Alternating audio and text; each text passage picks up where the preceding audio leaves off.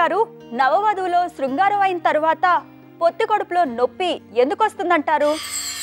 నవవధువులో శృంగారం పొత్తికడుపు నొప్పి అంటే కొంతమందికి హనీమూన్ సిస్టైటిస్ అని వస్తుందండి. ఎందుకంటే మొట్టమొదటి ఫ్రిక్షన్ రుద్దుకుపోతుంది, లోపల యోని మార్గం రుద్దుకుపోతుంది. యోని మార్గం పైనే మూత్రనాళం ఉంటుంది. ఆ మూత్రనాళానికి ఒరిపిడి కలుగుతుంది, ఇన్ఫ్లమేషన్ అంటాం.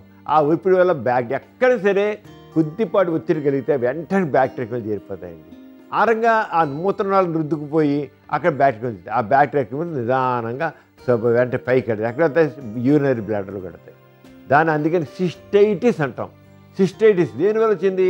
యోని మార్గంలో జరిగిన ఒరిపిడి వల్ల యురిత్ర అంటే మూత్రనాళం వరుసుకుపోయి దానివల్ల అక్కడ క్రిములు చేరి ఆ క్రిములు మూత్రకోశంలో చేరి దాంతో ఇన్ఫ్లమేషన్ వచ్చి జ్వరం వచ్చేది. కొంత జ్వరం వస్తుంది, కొంత కడుపు నొప్పి వస్తుంది, అలా ఉంటాయన్నమాట.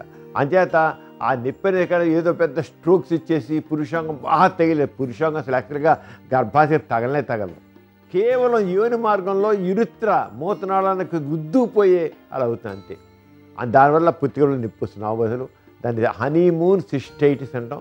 సాధారణంగా నవవధువులు మంచినీళ్ళు ఎక్కువ తాగితే ఆ క్రిములు వాషౌట్ అయిపోతాయండి. అక్కడ చేరడానికి స్థావరం ఉండదు.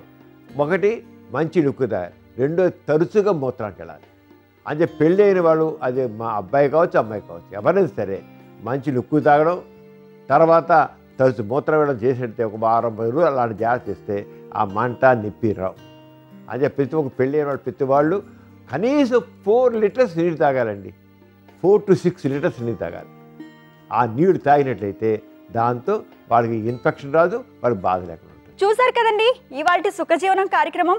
మీకు కూడా లైంగిక సమస్యలు కానీ సంతానలేమి సమస్యలు ఏమైనా ఉంటే మీ సమస్యలను వాట్సాప్ ద్వారా పంపొచ్చు. 8008532087 అనే నెంబర్కి వాట్సాప్ చేయండి.